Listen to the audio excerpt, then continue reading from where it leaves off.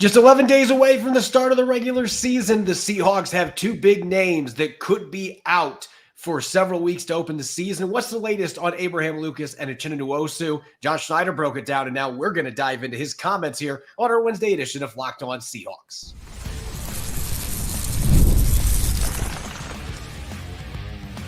You are Locked On Seahawks, your daily Seattle Seahawks podcast, part of the Locked On Podcast Network, your team every day.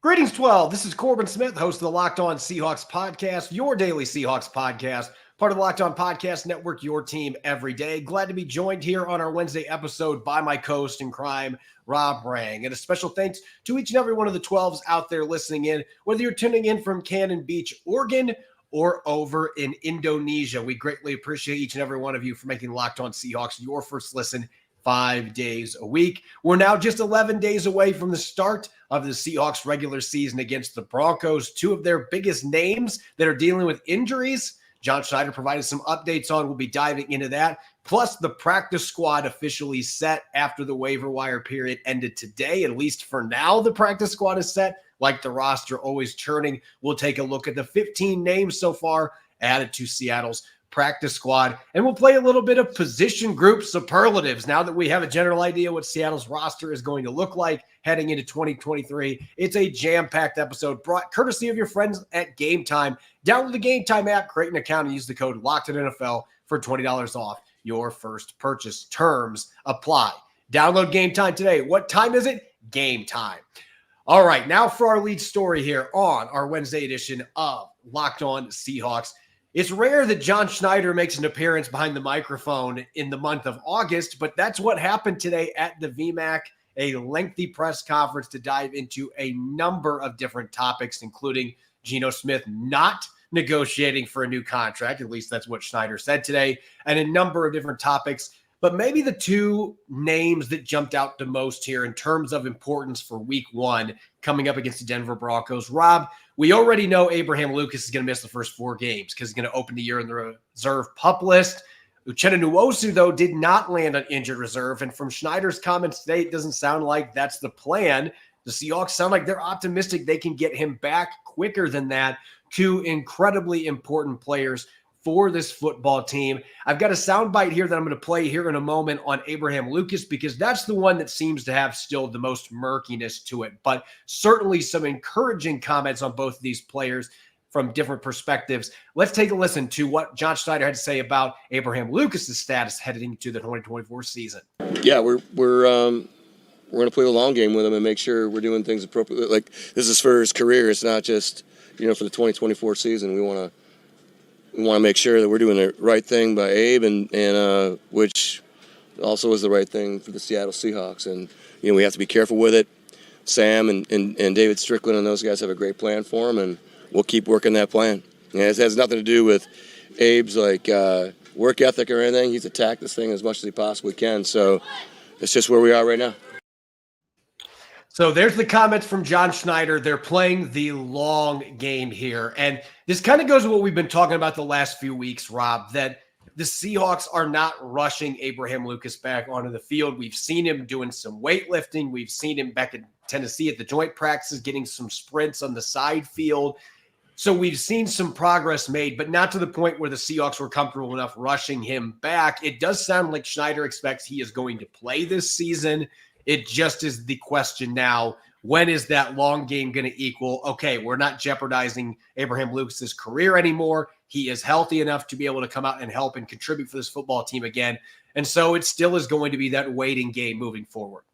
It is going to be a waiting game, Corbin, but I think that one of the reasons why John Schneider, made himself available to reporters today is I think that, frankly, he is feeling pretty good, feeling pretty confident. Those were optimistic news that he was providing Seahawks fans today. As you mentioned, with the news of Uchenna Nwosu and the fact that we knew yesterday that he had made the initial 53-man roster, that is a statement that the Seahawks are confident that Nwosu is going to be able to play within the very first 4 4 games of this season, something that was very much in question before. So that again is optimistic. And then the news with Abraham Lucas that you just heard there, that John Schneider is expecting that Lucas is going to be back on the field for the Seahawks, and that the Seahawks are doing, are playing that long game, as you said, or as he said. I think that that's important because we're still talking about a very young player who, like Uchenna Nwosu, has had such a huge impact on Seattle's success or lack thereof. When they are on the football field, the Seahawks are definitely better with Uchenna Nwosu and Abraham Lucas at their respective positions. At the same time, as Schneider mentioned, he has to do right by the Seahawks as well. And so I think that's one of the fascinating things about Seattle's willingness to keep 11 offensive linemen on their initial 53. The fact that they have a couple of tackles that were on the practice squad as well. So the Seahawks are protecting Abraham Lucas. They're protecting the franchise and the long-term plans at the right tackle position by having several capable bodies at that spot. So again, I think that was very encouraging. And I also believe that Schneider was out there because I think that he's feeling pretty good that he was able to bring back the 15 players that you mentioned before onto the practice squad. A lot of very familiar, very successful players on that list. Yeah, we'll get to the specifics on the players that return to the practice squad. Certainly a lot of really good players returning that are going to put a smile on John Schneider's face. But going back to Abraham Lucas, as he was mentioning there, doing right by the Seahawks, it feels like a situation where John Schneider and the medical staff feel like even if Lucas could play right now, we don't feel like he is going to be playing at his very best. We want to make sure that when he returns, that we are getting the best Abraham Lucas, because that is not what you had on the field last year. When he came back in November, late November last year, he was a shell of his former self, of his rookie self. He struggled to drive guys off the ball. His pass protection numbers took a big hit. You want the real Abraham Lucas to be able to stand up. And so George Fant, fully healthy, you would rather have George Fant starting at right tackle than a 60, 75% Abraham Lucas. You want to get Lucas back fully healthy, and they've given themselves insurance with all those offensive linemen they've kept on the roster as well as the practice squad. So Seattle is prioritizing the big guys as they should. Try to keep those offensive linemen in-house, continue developing players like Stone Forsythe and Mike Jarrell. Garrett Greenfield even as one of your practice squad guys. Develop those players. As for Nuosu, it is fascinating that Seattle proactively went out and got Travis Gibson here a couple days ago, and that was really to fill Darrell Taylor's void. That's my opinion. I think John Schneider, I've changed my tune a little bit on this from stuff that I've heard here in the last 48 hours, that this was something they were going to explore even if Uchenna Nwosu was not hurt. They wanted to look into Travis Gibson because of his skill set and how it fits into Mike McDonald's defense. They wanted somebody that could fill that void depth-wise with Darrell Taylor going to Chicago. Now he just has that much more importance. And Schneider even said that they have been trying to sign him the last couple of years. And this time he couldn't leave because, hey, we've got the paperwork. We traded for you. You can't leave this time. So Gibson coming in is certainly going to give them some insurance, and it's going to make this group even better when Uchenna Nwosu does come back, whether that's week 1. Schneider did not completely rule out the possibility he could play against the Broncos. That would be at the very start of that recovery timeline of 2 to 6 weeks. He could be out a couple more weeks than that. And I guess really the statement that we can make here, Rob, is that if the Seahawks place him on injured reserve the night before the season opener, he's still going to miss 4 games. So this gives them the flexibility here to really see where his recovery is at here over the next 10 or 11 days. And then they can make a decision if they need to put him on injured reserve. But for right now, it sounds like they are full steam ahead, believing that they're going to have him back. And that's big news, especially what we saw what this defense looked like without him last year. Yeah, no question about it. I mean, it's massive news, again, because Uchenna Nwosu is that important. And as you commented with Travis Gibson, I mean, when the news broke, the Seattle made that trade, I was immediately excited about it because he is such a departure from Darrell Taylor. Again, Taylor is a fantastic edge rusher. He has the burst, he has the bend, he has the length, he has all the different traits that you're looking for as far as being a very productive pass rusher. And he was very productive. 21 and a half sacks over over his Seahawks career, which, as I talked about before, is far and away the most of any Seahawks edge rusher.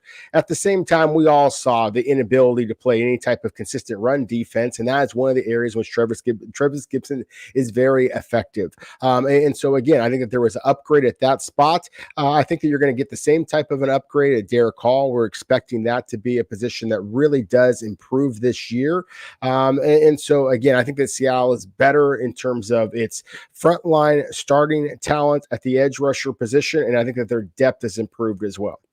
Yeah, I think you can say that for both the tackle and the edge positions. And I think the fact the Seahawks have been proactive, bringing in George Fant and now getting Travis Gibson, they've done some things to try to counter potential injuries. And early in the season, that's going to be a big deal with both Lucas and Nuosu expected to miss at least one game. We know Lucas is out for a minimum of 4. We don't know when Nuosu is going to be back, but this at least gives them a little bit of a shield to be able to withstand those losses a little more than last year, where they struggled to replace both of these players on both sides of the football. When we come back, the Seahawks set their practice squad today, 15 players. They've still got a couple spots open, but we're going to take a look at the 15 reported signings to the practice squad.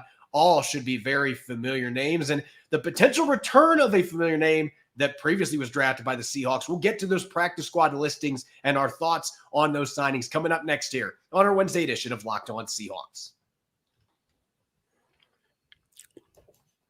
This episode is brought your way by GameTime. You shouldn't have to think about skipping a mortgage payment when you buy tickets to your next big event. GameTime is the fast and easy way to buy tickets for all the sports, music, comedy, and theater near you, with killer last-minute deals, all-in prices, and views from your seat.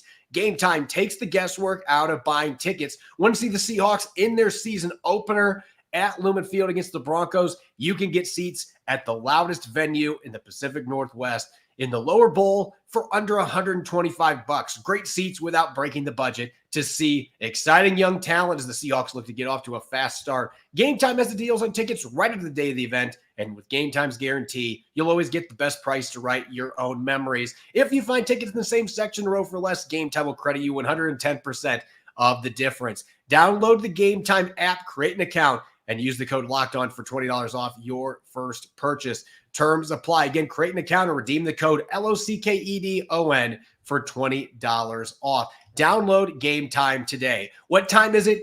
Game time. Welcome back to the Locked On Seahawks podcast, Wednesday edition. This is your host, Corbin Smith. Glad to be joined, as always, by my co-host in crime, Rob Rang. And a special thanks to each and every one of the 12s listening in. Thank you, as always, for making Locked On Seahawks your first listen 5 days a week. We greatly appreciate it. And for your second listen, don't forget to check out the Locked On Fantasy Football podcast. Get daily insight to the best fantasy draft strategies so you can win your league this season. Part of the Locked On Podcast Network, your team every day. We are now the second day after the roster cut down and what goes down and what transpires in the NFL. You see a lot of guys that are floating in the free agent market, and several of those players get lured back to practice squads. It's a very quick, very active period in the NFL, with the waiver wire period closing at 9 a.m. Pacific time this morning. The Seahawks did lose a few guys. John Radigan and Jamie Sheriff both being claimed by the Carolina Panthers, so they'll be joining former Seahawks assistant Dave Canales, the new head coach of the Panthers, over there in Charlotte. But otherwise, Rob, as you mentioned earlier with John Schneider, he was all smiles for the most part today in his press conference afterward. It's probably because he was able to bring back the vast majority of the players that were bubble players that were cut yesterday to the practice squad. Corbin, I'm going to get myself in trouble with a couple of our listeners today. And thank you as always, listeners, viewers. But there's going to be some out there who are going to accuse me of being kind of a homer or whatever, looking at this through the Seahawks blue colored glasses. I think that John Schneider played the waiver process like a damn puppeteer. I mean, I thought that it was magical how he was able to sneak some players who frankly were incredibly impressive in training camp as well as in preseason games. names through the waiver wire process and be able to return them. I'm talking specifically about McClendon Curtis, Ty Okada, George Halani, to pull off to make the trade for the linebacker Michael Barrett, and to cut him and then bring him back in waiver wire. I know that was going to create some criticism from some question marks from some, but I watched the tape very closely of Michael Barrett in that final preseason game. I was impressed by the fact that he played in it. He didn't play that well. And so that's the thing, is that the Seahawks clearly are taking basically the long game with Michael Barrett, just like they're doing with Abraham Lucas here. And yet still were able to kind of bring back the players that they want. You mentioned that the fact that they lost Jamie Sheriff, they lost John Radigan. Radigan to me is clearly the more pro-ready player. And it's a bit of a concern considering the fact that this is an inside linebacker position that, when you are moving on from guys like Bobby Wagner and Jordan Brooks, then there's an awful lot of question marks there. And John Radigan was the safe one.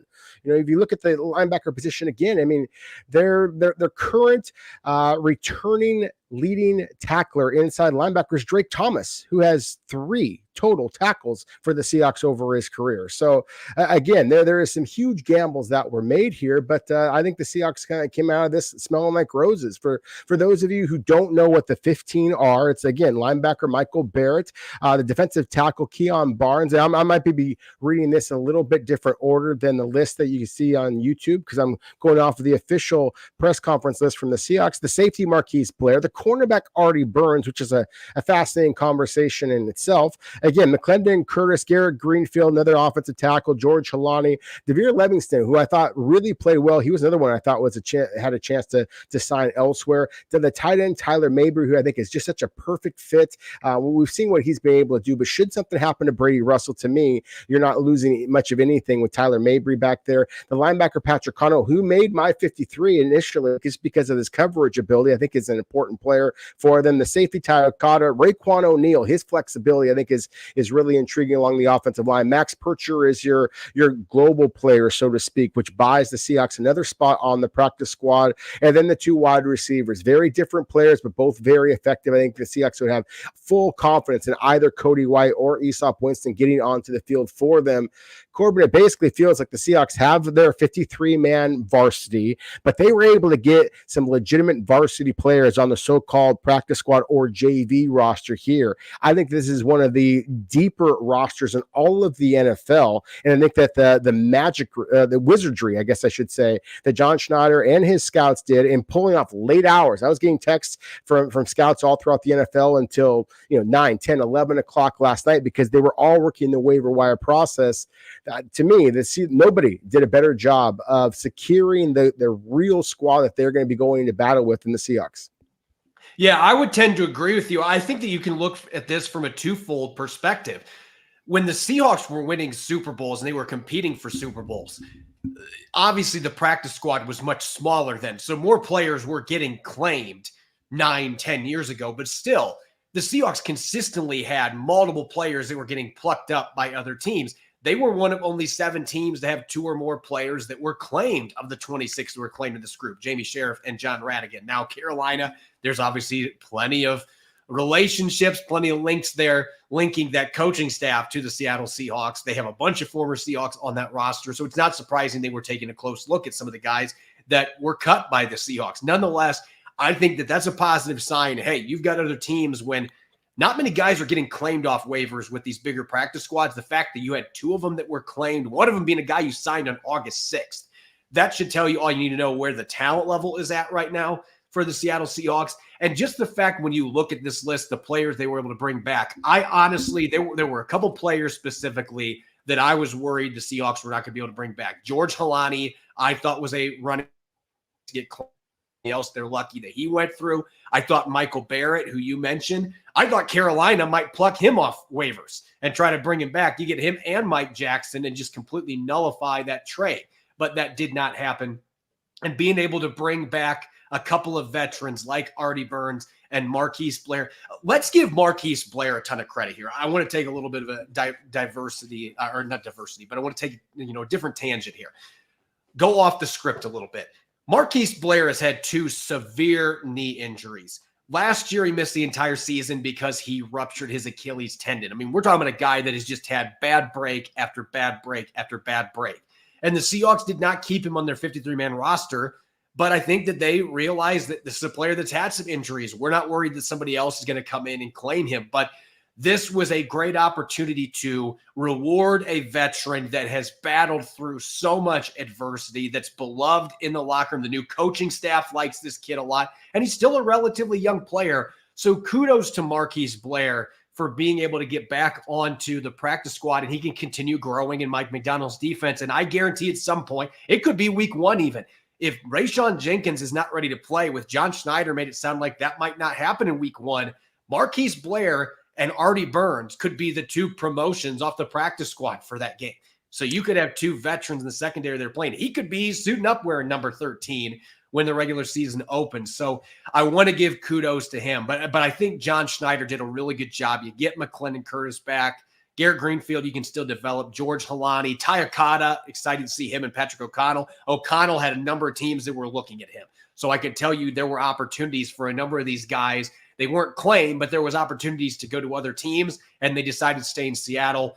That speaks volumes of what this organization's doing. And overall, I think this is a pretty impressive practice squad, and you've still got 2 spots that you can fill. And I would anticipate, and I don't know where you stand on this, but I think there's going to be a quarterback filling one of those spots. And the other name that we were hearing about today, Tyreke Smith, who was a 5th-round pick out of Ohio State by the Seahawks a few years back. They cut him last year, and then the Cardinals signed him off their practice squad. The Cardinals cut him a couple days ago, and there have been reports the Seahawks were going to be bringing him back in the practice squad. That was not announced today officially by the team, but my understanding is that he is going to have one of those 2 spots unless he had a change of heart after the fact. But Tyreke Smith is a player that showed some progress in training camp in the preseason with the Cardinals, and giving him another run, it gives you some extra insurance there while Uchenna Nwosu heals up. Yeah, I like the fact that you mentioned Tyreke Smith and just at least the reported possibility of this reunion. Tyreke Smith was pretty impressive, the Arizona Cardinals, over the 3 games of the preseason, and not from a statistical standpoint. I believe he had 3, maybe 4 quarterback pressures. You know, when you're talking in comparison to Jamie Sheriff, who had 4 quarterback sacks, 7 quarterback pressures. There's no question about it. Jamie Sheriff, who again, the Seahawks lost the Carolina Panthers in the waiver process, sounds like the upgrade. I disagree. If you look at their body types and the way that they win, I really think that Tyreke Smith with the Seahawks and Mike McDonald in particular, I think is actually an upgrade in some ways for the Seahawks, certainly from the run defense standpoint. And I've been encouraged by what I've seen from Tyreke Smith and his tape with the Arizona Cardinals over what I saw previously with the Seahawks. He is chopping his hands better. He has incorporated better counter moves to the inside. He's got a nice little spin move that he used. Frankly, I thought there was a couple of quarterback pressures that he generated that he didn't get the statistical credit for, but that he was the orchestrator of the play. He was the one that flushed the quarterback, whereas I believe that Sheriff was the beneficiary of some pressures created by others. I mean, one of his 4 sacks, as I mentioned before, he actually started the play by getting pancaked. And, you know, kudos to Sheriff for getting back up and making a play, but still, you could see the limitations of Jamie Sheriff. I think that the Seahawks, again, wound up smelling like roses in this entire process. We talked before about, again, Michael Barrett. I think that they knew that the Carolina Panthers, because of the connections there with Dave Canales, they knew that the Panthers are going to be prioritizing a player like John Radigan over Michael Barrett. So that was, again, one of the reasons why I think that John Schneider basically knew what was going to happen before it happened. Very similar to how they, in my opinion, have won the last several NFL drafts. When we come back, we are going to shift gears to a little bit of a Wednesday game day, some position group superlatives now that we have at least the initial 53-man roster, and knock on wood, no changes in the 24 hours since their initial 53-man roster. We know that's going to change eventually, but we are going to be taking a deep dive into the position groups. What's the most valuable? Which one's the biggest dark horse? And a number of other superlatives. We'll get to that coming up next here on our Wednesday edition of Locked On Seahawks.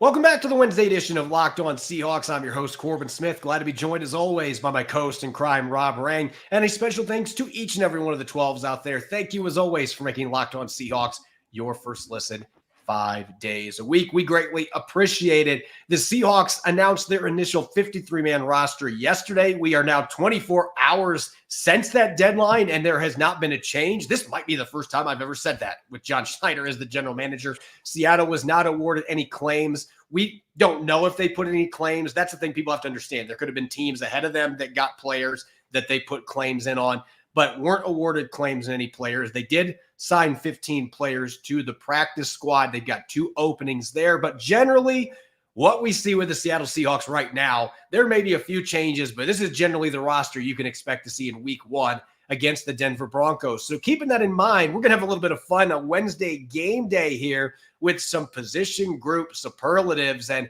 Rob, I have a feeling you and I are going to go some different directions with this one. So I'm really looking forward to this. Our first one here on our position group superlatives, our first one, the MVP, the most valuable position. What do you think, looking at the depth charts and just looking at this roster in general, what do you think is going to be the most valuable position for the Seahawks in 2024? Well, I mean, obviously you have to start the conversation at quarterback, but let's dig a little bit deeper than that. I think that, as I mentioned before, the turnover at the inside linebacker position the Mike Macdonald's specialty. You think back at Pete Carroll and building the Legion of Boom. I mean, that he was a secondary specialist. Mike Macdonald is a linebacker specialist, specifically inside linebacker, and the confidence that Seattle is showing by bringing back the players that they have. Again, Tyrell Dodson, Jerome Baker, Tyrese Knight, Drake Thomas as being your 4 inside linebackers. Even when you include guys like Patrick O'Connell and Michael Barrett, again, Drake Thomas has 3 tackles in a Seahawks uniform. Patrick O'Connell has 1. So 4 total tackles after you're going from Bobby Wagner and Jordan Brooks, who only led the NFL in total tackles over the last couple of years, respectively. So I think that this is the most important position for the Seahawks if they are going to make the jump back into the postseason. As we've talked about ad nauseum, the Seahawks run defense a year ago was completely woeful. This is the most important position if the Seahawks are going to make any type of a postseason run. I feel confident that they feel confident they're going to do exactly that. Well, I'm going to go with the group in front of them because I think if the linebackers are going to be able to play at a high level, if it's going to happen, it's going to be because of the defensive line that is in front of that group. To me, that is the most valuable position group. When you're just looking at, in generally NFL, you got to win at the line of scrimmage. And you look at the investments that the Seahawks have made in that front line with re-signing Leonard Williams. You've still got Jaron Reed.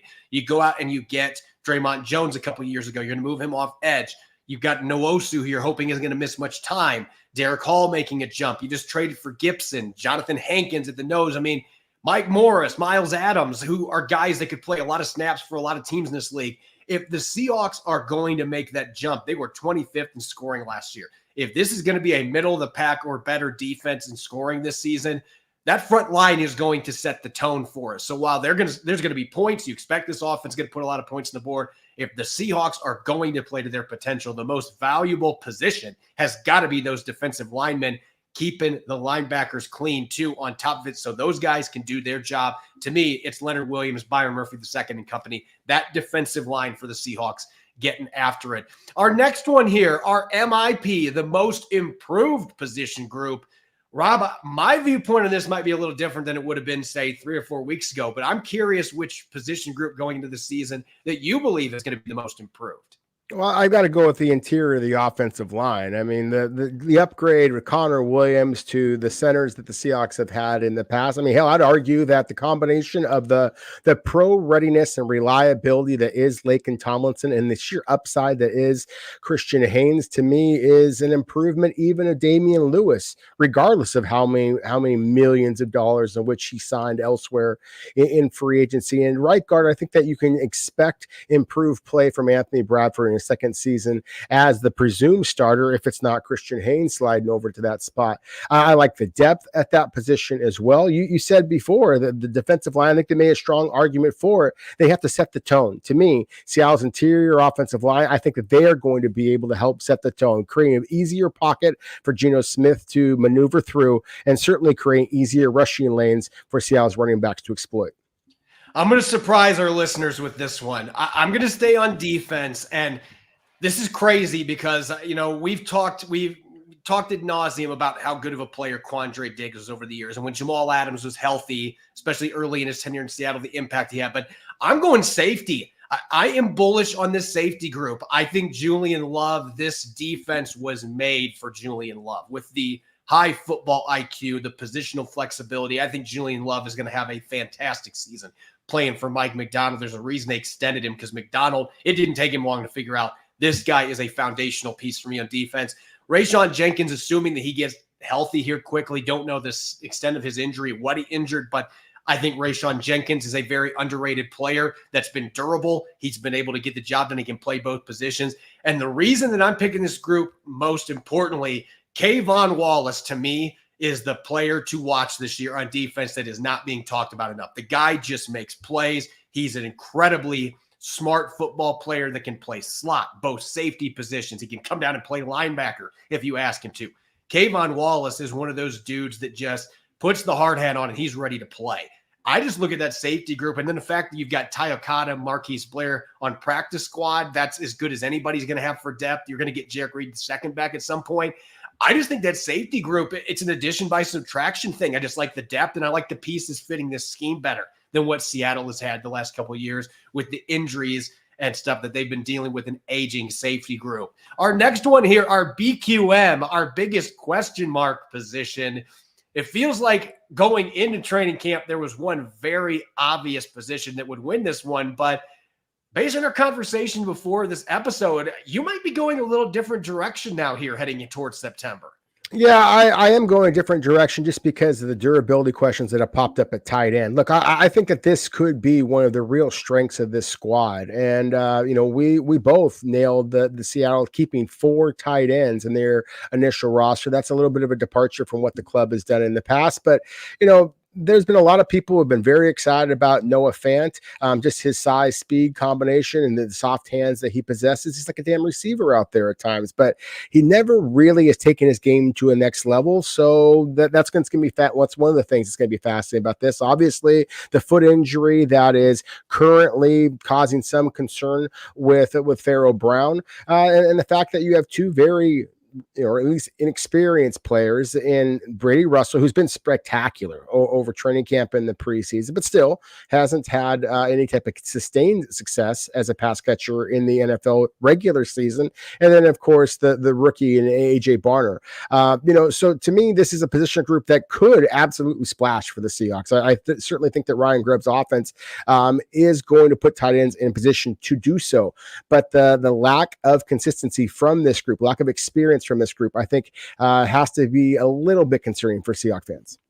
I'm going to go with the broken record here. It's still linebacker for me because I've been impressed from what I've seen to this point from Tyrell Dodson, but we haven't really gotten an extended look at Jerome Baker. He didn't play at all in the preseason. He's only had a handful of practices. I think he's a good player based on his Dolphins film, but we still don't know how he fits into this defense. We haven't had a chance to see him out there. Tyrese Knight has improved every single preseason game, and he might be ready to play quicker than people anticipate, but he's still a 4th-round pick rookie. This is still a guy that's going to have a lot of growing pains if he has to play on Sundays. And Drake Thomas, a lot of people were surprised by this. We talked about it on yesterday's show. That was actually one of the surprises that I was not that surprised by, just based on what I've heard about what people think of Drake Thomas in the building, a really smart player that teammates respect, still a very young player. They claimed him off waivers this time last year from the Raiders. But as you said, he's got 3 tackles. They were mostly on special teams.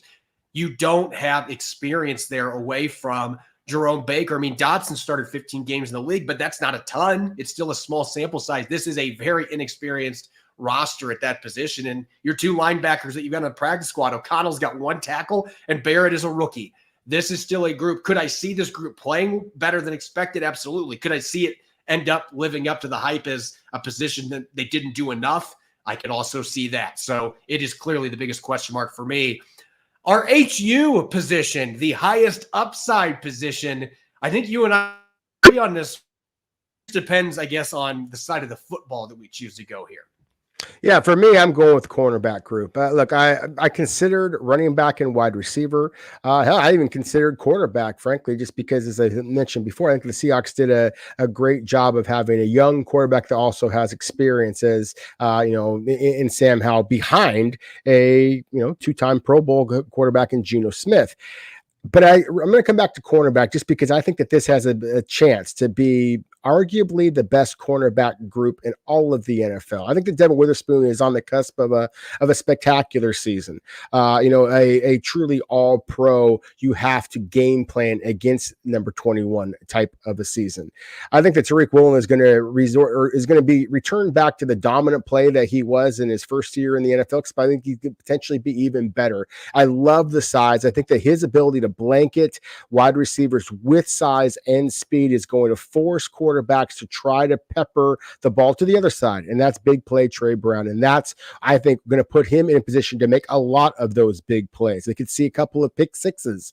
And so I just think that there's a chance that you're going to see a Seattle cornerback group in particular that is going to be as dynamic as any in all of the NFL. And again, has some young talent brewing behind them as well.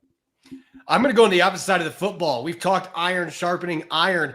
The wide receiver position, and what's interesting is you have a lot of established talent. DK Metcalf and Tyler Lockett have been stars for half a decade together, two of the best receivers in the NFL, and yet it still feels like this group, there's so much further they can take it, because Jackson Smith and Jigba, I truly believe, has a chance to explode this year, at least the number of catches. I am still predicting he's going to lead this team in catches this year. He is a volume receiver. That is going to change things that much more. And the chemistry he and Geno Smith have. Jake Bobo had another really strong training camp. But one of the reasons that I'm picking this group as well, I have loved what I have seen from Laviska Shenault and how he complements what everyone else in this offense does.